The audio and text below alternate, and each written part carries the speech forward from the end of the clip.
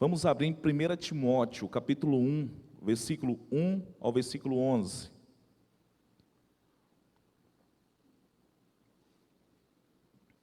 Primeira Timóteo, capítulo 1, versos 1 a 11. Uma das marcas da igreja presbiteriana é que acreditamos, meus amados irmãos, na exposição dos livros. Nós estudamos juntos, versículo por versículo, através dos livros da Bíblia, porque acreditamos que esta é a melhor maneira de entender o que Deus está nos ensinando em sua palavra. 1 Timóteo, onde nós vamos ler, nos leva a examinar a composição da própria igreja. Como é a igreja local? Como deve funcionar? Então é sábio nós pararmos e fazermos essas perguntas para verificar a saúde da nossa igreja. Assim, ao lermos esses versículos iniciais, veremos logo de cara que a primeira coisa que precisamos verificar é ter certeza de que estamos entendendo o ensino corretamente. Vamos dar uma olhada no que Paulo escreve agora a 1 Timóteo.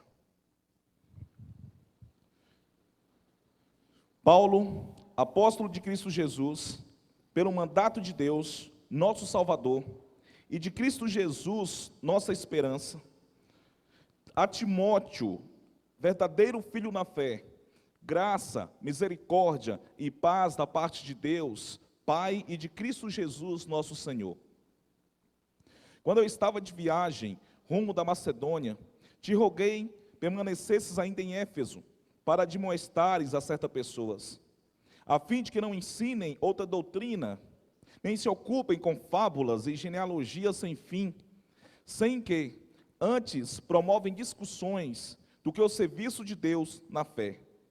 Ora, o intuito da presente admoestação visa ao amor que procede de coração puro, e de consciência boa, e de fé sem hipocrisia.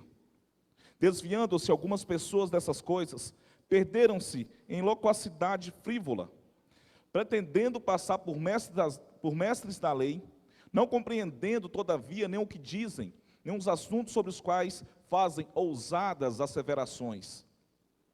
Sabemos, porém, que a lei é boa, se alguém dela se utiliza de modo legítimo, tendo em vista que não se promulga lei para quem é justo, mas para transgressores e rebeldes, irreverentes e pecadores, ímpios, profanos, parricidas, imatricidas, homicidas, impuros, sodomitas, raptores de homens, mentirosos, perjuros, e para tudo quanto se opõe à sã doutrina, segundo o evangelho da glória do Deus bendito, do qual fui encarregado. Oremos.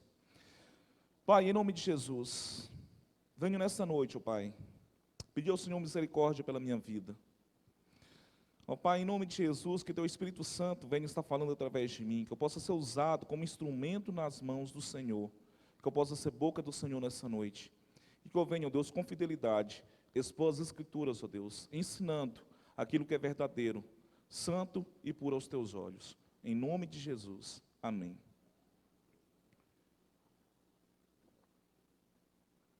Nos dias atuais, podemos notar, meus amados irmãos, que a verdade ela tem sido pouco valorizada.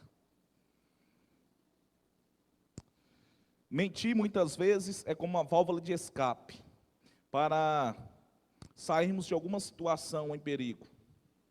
Para, muitas vezes, possamos evitar confusões. Infelizmente, as mídias viralizam muitas mentiras para vender os seus produtos, atrair mais consumidores.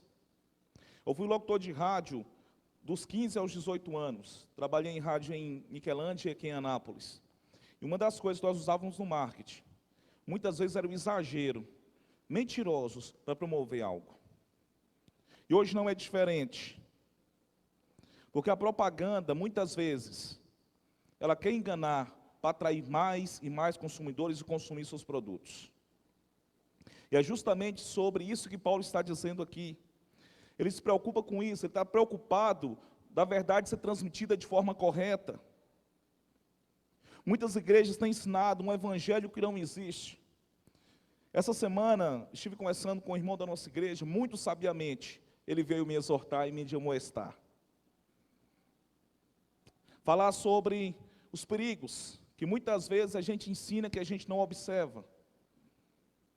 Às vezes, como eu estou lidando com uma situação dentro do grupo que eu estou inserido, às vezes alguma ideologia que não era a intenção, mas que acabou sendo promovida. Falei para ele: irmão, graças a Deus pela sua vida, eu não percebia isso. E agora estou percebendo e vou procurar fazer diferente. E hoje, quando o pastor Renato me desafiou, eu já tinha essa pregação preparada e fui dar uma recapitulada nela. Vou falar sobre isso. Para que a igreja ela possa entender um padrão que deve ser pregado, como a igreja local deve funcionar. E muitas igrejas, meus irmãos, infelizmente, têm se adaptado em formatos da cultura, do pós-modernismo, da secularização. Nós vamos igrejas muito receptivas, igrejas calorosas, igrejas que fazem um oba-oba na entrada dos membros. Mas porém, e ali o louvor é mais ou menos 1 hora e meia, mas porém a palavra 5 a 10 minutos, falando mentiras e enganando pessoas. Não adianta nós termos uma igreja toda preta, não adianta nós termos uma igreja calorosa, receptiva, mas se a gente não tem a palavra verdadeira ensinada. Alguns dias atrás, uns irmãos que saíram aqui da nossa igreja, eu fui visitar, eles falaram: Rafael, a igreja presbiteriana do Sul é muito fria, muito pouco receptiva, não tem calor, as orações, tudo silencioso, é gelada, parece uma geladeira. Meu irmão, sabe qual foi a minha resposta? Mas é uma igreja que prega o verdadeiro evangelho, uma igreja que expõe as escrituras, biblicamente. Precisamos sim ser uma igreja receptiva, precisamos sim ser uma igreja calorosa, precisamos sim ser uma igreja que conduz o povo às verdades das escrituras, e precisamos sim amar uns aos outros, orarmos uns pelos outros, precisamos visitar, precisamos sim melhorar como membros todos os dias, e nós precisamos também, acima de tudo, entender que as escrituras, ela nos ensina aquilo que é crucial para as nossas vidas, que é viver dentro da sã doutrina. E diante disso, irmãos, quero convidá-los a viver uma vida de ensinos verdadeiros, a qual Paulo nos ensina. Esta carta foi provavelmente escrita por Paulo após sua libertação da prisão em Roma. A maioria dos estudiosos acredita que Paulo foi libertado e continuou suas viagens missionárias antes de ser preso novamente mais tarde. Então, algum tempo após a sua libertação, Paulo viaja de volta a Éfeso, onde deixa Timóteo como uma espécie de pastor efetivo, como se fosse o pastor Renato hoje. E Paulo escreve esta carta a Timóteo. Essa carta de 1 Timóteo, junto com 2 Timóteo e Tito, são conhecidas como epístolas pastorais, porque Paulo escreve essas cartas a Timóteo e Tito para aconselhá-los, a igreja local, como conduzir uma igreja local. Ok. Então, quando olhamos para esses versículos iniciais que acabamos de ler, vemos que Paulo quer ter certeza de que o ensino correto está acontecendo na igreja. Antes de nós voltarmos aqui no texto, eu quero convidá-los a abrir em Atos capítulo 20. Abram comigo, Atos capítulo 20.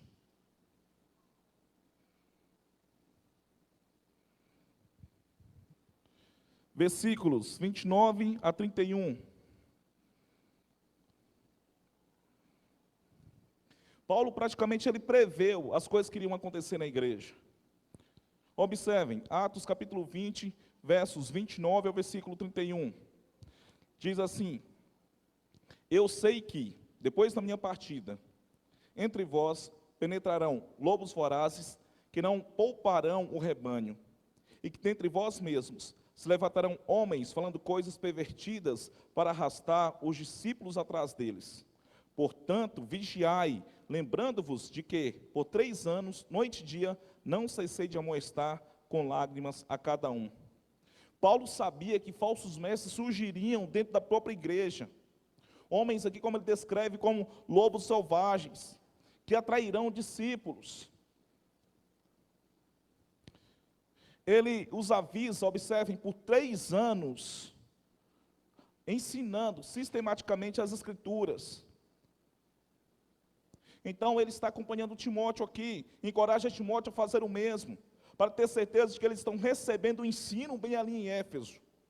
E ao voltarmos a 1 Timóteo, precisamos ter certeza de que estamos recebendo um ensino verdadeiro. É sobre esse tema, meus irmãos, que eu quero compartilhar com vocês nessa noite. Obtendo um ensino verdadeiro. E quero compartilhar 3 coisas principais que precisamos acertar na igreja. Em primeiro lugar, precisamos ter certeza de que temos o Senhor certo. Versículo 1 e o versículo 2. Precisamos ter certeza de que temos o Senhor certo. Às vezes a gente vai olhar para esses 2 versículos e falar: Rafael, mas isso aqui, tudo bem, é introdutório, é tudo o que Paulo faz, toda a introdução que Paulo faz nas suas cartas. Porém, eu observei aqui que Paulo menciona 3 vezes Senhor Jesus. Paulo, aqui ele quer ter certeza que estamos todos no mesmo barco, que precisamos seguir o ensino correto. E para seguir o ensino correto, nós precisamos ter o Senhor certo. Observe o versículo 1 e o versículo 2. Paulo, após Jesus Cristo, pelo mandamento de Deus, nosso Senhor, e do Senhor Jesus Cristo, nossa esperança. A Timóteo, verdadeiro filho na fé, graça, misericórdia e paz da parte de Deus, nosso Pai, e Jesus Cristo, nosso Senhor. Realmente, começa aqui certificando de que Jesus Cristo é a base de tudo que nós precisamos fazer na igreja. Paulo diz: eu sou um apóstolo de Jesus Cristo pelo mandamento de Deus. Eu fui comissionado por Deus para ser um apóstolo de Jesus. Ele escreve a Timóteo, um verdadeiro filho na fé. Paulo, ele conduziu Timóteo à fé lá em Atos, capítulo 16. Paulo leva Timóteo para a sua segunda viagem missionária. Portanto, ele sauda aqui calorosamente a Timóteo, com graça, misericórdia e paz da parte de Deus, vosso Senhor Jesus Cristo, nosso Senhor. Paulo constrói sua carta sobre a igreja, como deve operar com o fundamento correto. Meus amados irmãos, se nós não temos o Senhor correto na nossa igreja, se nós não temos o Senhor certo, a igreja afunda, o barco afunda, tudo vai à deriva, tudo vai a náufrago.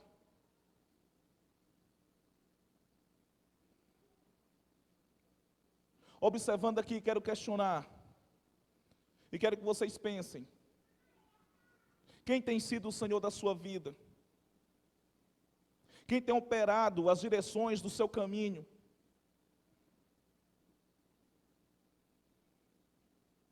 Quem tem sido o Senhor que tem guiado a igreja do Senhor Jesus? Irmãos, quando a gente fala igreja, a impressão que nós estamos é esse lugar aqui. Não, a igreja somos nós em todos os lugares. É o Marco Aurélio onde ele está, é o Rosquilde no trabalho dele, o Ele na empresa dele, eu na minha casa. Igreja somos nós onde nós estamos inseridos. Então você precisa ter o Senhor certo, para que você possa ter o verdadeiro ensino. Então, em primeiro lugar, para obter um ensino verdadeiro, é ter o Senhor certo. Em segundo lugar, devemos ter os líderes certos. Acompanhem comigo, versículo 3 e 4. Quando eu estava de viagem, rumo da Macedônia, te roguei, permanecesses ainda em Éfeso, para admoestares a certas pessoas, a fim de que não ensinem outra doutrina, nem se ocupem com fábulas e genealogias sem fim, que antes promovem discussões do que o serviço de Deus na fé. Paulo está dizendo, a primeira coisa a fazer é ter certeza de que você tem os líderes certos.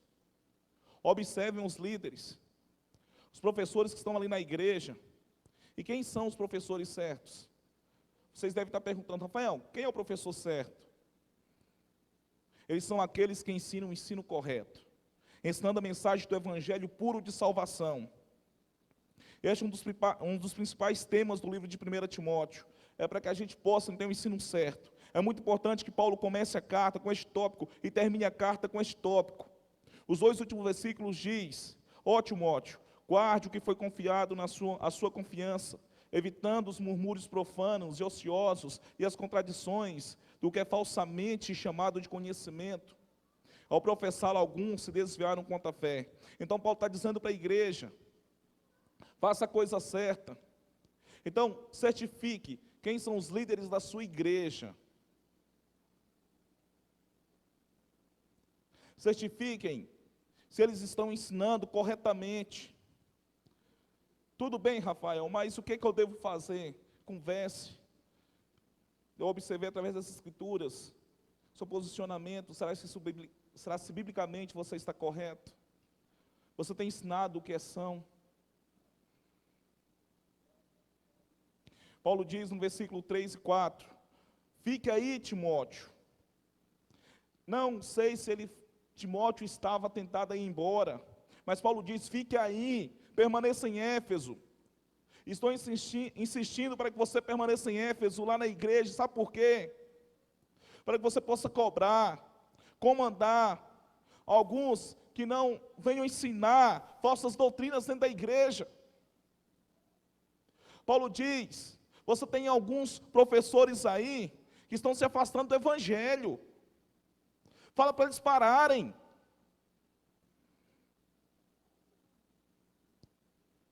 Observe o versículo 4, o que eles estão fazendo? Eles estão ocupados com fábulas, genealogias sem fim, promovem discussões. Eles estão com ouvidos atentos a isso.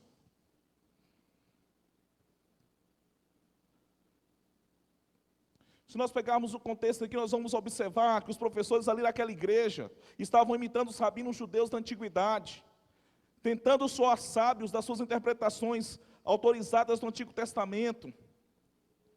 Essas fábulas parecem muito com os mitos judaicos. Eles se envolveriam nesse tipo de narrativa alegórica, que não tinha nada a ver com o que o texto das Escrituras estavam sendo ensinados, meu irmão, pelo amor de Deus. Nós precisamos observar para onde que a igreja está caminhando, qual direção nós estamos tomando.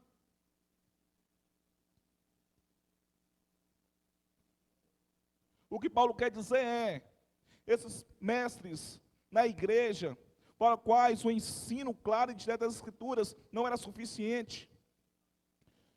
Para muitas igrejas, para muitos de nós, Jesus Cristo não é suficiente. Para muitos de nós, precisamos acrescentar algo a mais na nossa vida com Jesus, porque Jesus não é suficiente. John Stott se refere a esses professores como especuladores, que tratavam a lei, isto é, o Antigo Testamento. Eles estão se envolvendo em perseguições loucas e selvagens.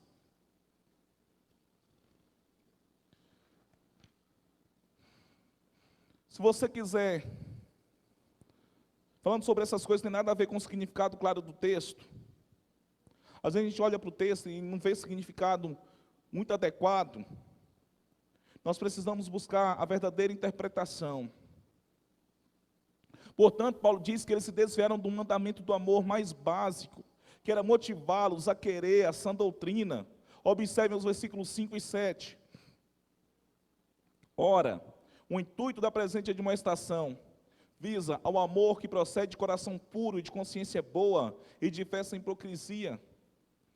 Desviando-se algumas pessoas dessas coisas, perderam-se em loquacidade frívola, pretendendo passar por mestres da lei, não compreendendo, todavia, nem o que dizem, nem os assuntos sobre os quais fazem ousadas asseverações. Paulo diz aqui, uma expressão muito popular, que esse povo tinha uma conversa fiada. Eles estavam engajados em enganar, em fazer especulações. A discussão deles era infrutífera. Não tem nada a ver com aquilo que eles estavam ensinando, com o texto que eles estavam produzindo. Eles no Antigo Testamento faziam as suas próprias alegorias. E olha só, ele acrescenta no versículo 7, que eles desejam ser mestres da lei. mas não entendem o que dizem, nem o que afirmam. Isso aqui é uma acusação severa contra falsos mestres, contra falsos professores, contra falsos pastores. Paulo está alertando a igreja da época. E não é muito diferente de hoje. A gente quase não vê isso, né? Nas igrejas hoje. Pessoas que desejam ser mestres da lei, mas que não sabem e nem entendem o que eles mesmos estão ensinando. Agora, quero que você pense sobre o tipo de ensino que está sendo transmitido no púlpito e em nossas aulas. O tipo de ensino que nós estamos tendo aqui no Centro Bíblico de Treinamento. O discipulado que nós temos. Em todos os ambientes que acontecem, as programações da nossa igreja, tanto local como de forma geral. Será se nós estamos ensinando uma conversa fiada, especulações que não tem nada a ver com a Bíblia?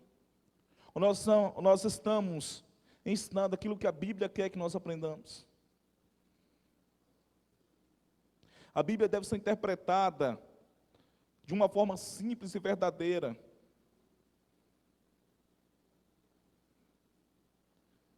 Nós não podemos deixar que o orgulho tome conta de nós e nós mesmos venhamos a fazer uma interpretação fantasiosa e alegórica.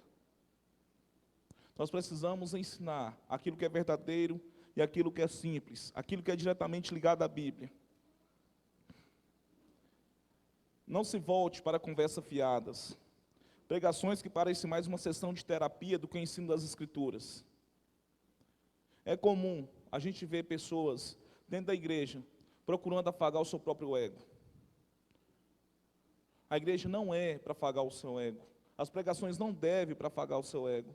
A pregação deve ser verdadeira, pura e simples, levando o homem, o pecador, ao arrependimento e uma vida redentiva em Cristo Jesus.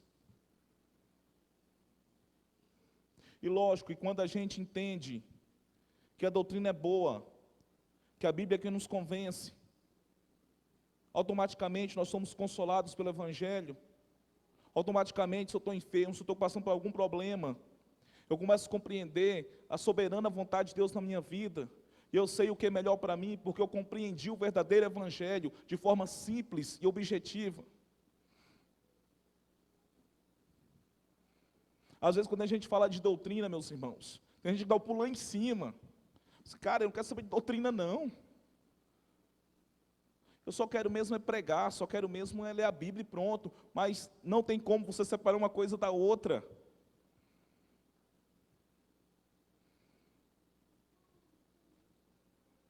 Quantos de vocês amam a Deus?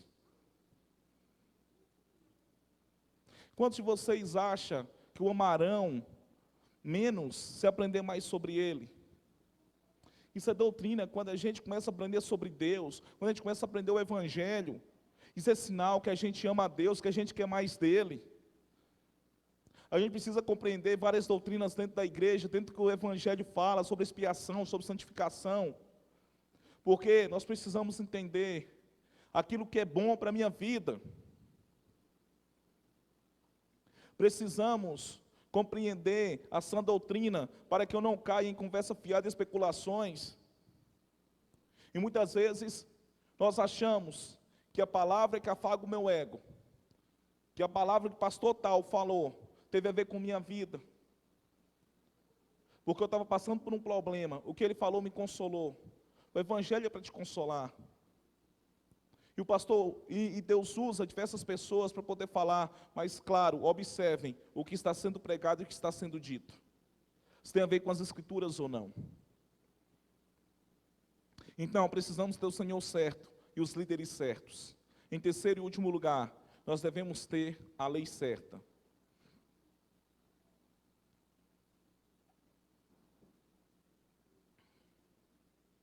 Com isso, quero dizer o uso da correta lei.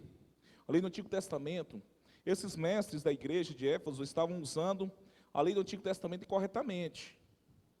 Sabemos, porém, que a lei é boa se alguém dela se utiliza de modo legítimo, versículo 8, Versículo 9: tendo em vista que não se promulga lei para quem é justo, mas para transgressores e rebeldes, irreverentes e pecadores, ímpios e profanos, parricidas e matricidas, homicidas. Paulo está dizendo que esses professores do Antigo Testamento, lá na igreja, estavam ensinando uma lei de uma forma que obscurecia o Evangelho do Novo Testamento. Eles estavam querendo cobrir o Evangelho do Novo Testamento. Eles estavam contando suas pequenas histórias e fábulas do Velho Testamento e simplesmente bagunçando tudo. Paulo está dizendo aqui, olha, se você vai ensinar a lei do Antigo Testamento, então ensine de forma correta. Ele diz no versículo 8 aqui, a lei é boa, se alguém a usa legalmente. Então Paulo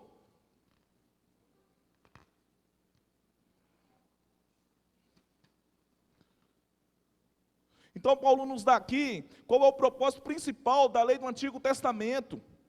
Olha só o que ele diz no versículo 9: a lei não foi feita para o justo, mas para o iníquo. Isso aqui é muito parecido com o que Jesus está dizendo lá em Marcos, capítulo 2, versículo 17. Eu não vim chamar justo, mas eu vim chamar pecadores. E pecadores ao arrependimento. Eu não vim para aqueles que acham que estão espiritualmente bem. Eu vim para aqueles que sabem que estão espiritualmente necessitados.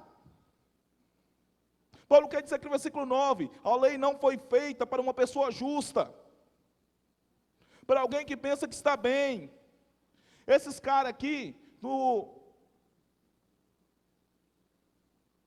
que 1 Timóteo está falando, que Paulo está alertando, eles achavam que eles estavam bem espiritualmente, que aquilo que eles pregavam, que devia ser focado.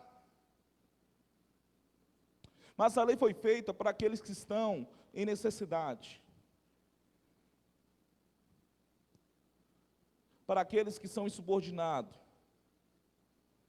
Para aqueles que são rebeldes, e assim por diante. A lei foi feita para esses. Então Paulo, ele lista vários tipos diferentes de pessoas, às quais a lei se dirige.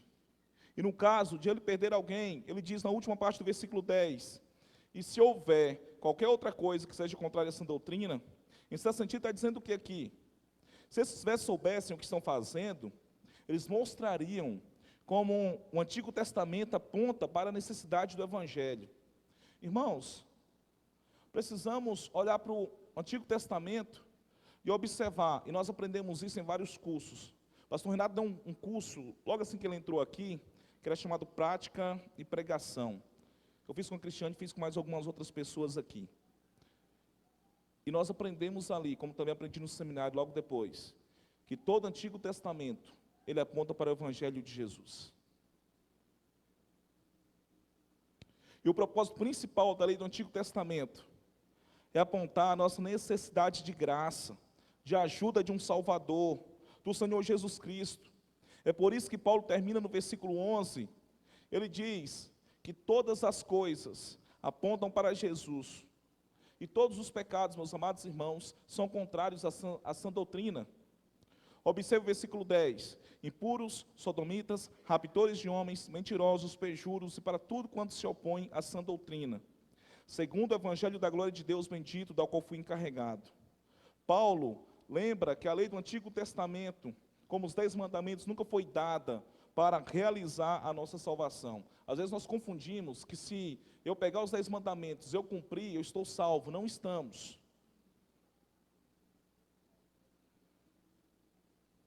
Você e eu não podemos ser salvos se nós guardarmos os 10 mandamentos.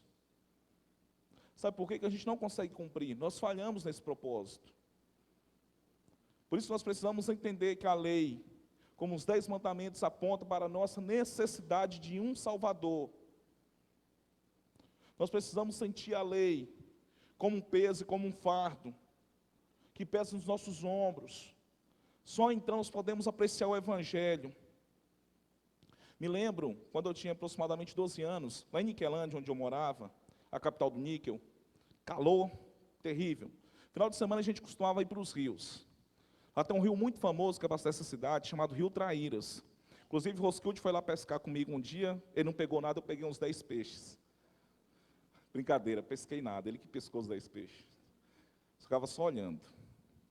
Então teve um dia, quando eu tinha 12 anos, eu fui nesse rio, e lá tinha um vão, e lá a água estava fazendo assim, e eu não percebi, e fui para o meio do cone. Eu tentando sair para respirar, tentava sair para respirar, não conseguia. E tentando gritar, não tinha como. Então um presbítero viu que eu estava afogando e me puxou pela mão. Eu senti um alívio. Porque até então, naquele momento, eu só queria respirar. Eu lembro que eu fiquei louco na hora, desesperado. E essa é a imagem que nós devemos ter sobre a lei. Porque a lei pesa em nossos ombros. Mas, porém, Cristo nos salva, nos liberta. Ele nos tira todo esse peso. Porque nós entendemos os ensinamentos que são corretos para a nossa vida.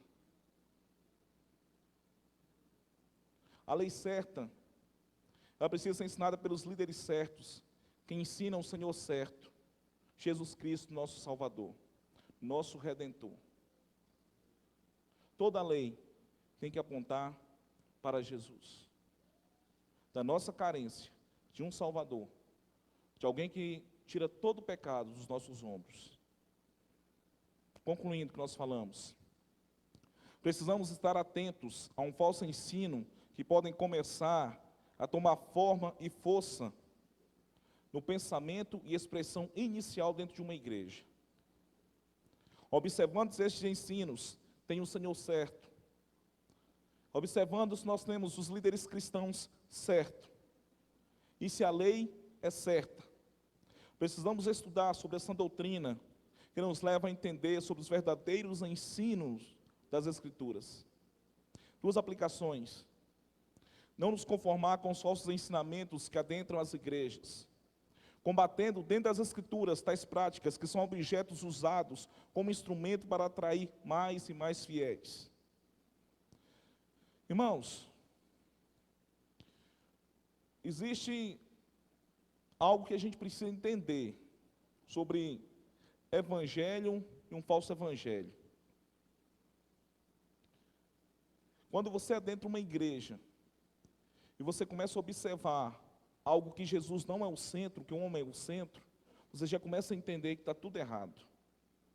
E por aí vai, e nós precisamos entender isso. Precisamos combater essas coisas. Segunda aplicação, observar nossos líderes e a postura dos nossos líderes, exortando e admoestando em amor por tais práticas que muitas vezes são duvidosas. Biblicamente, nós podemos fazer isso. Às vezes muitos membros preferem sair da igreja do que chegar no pastor, exortar e combater aquilo que tem sido falado. Alguns pastores vão aceitar, outros não, outros vão te escorraçar para fora mesmo. Vaza fora que você está causando confusão dentro da minha igreja.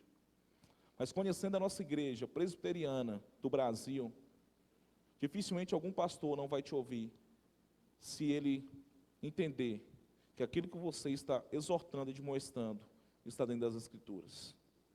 E precisamos combater todo o mal que adentra as nossas igrejas.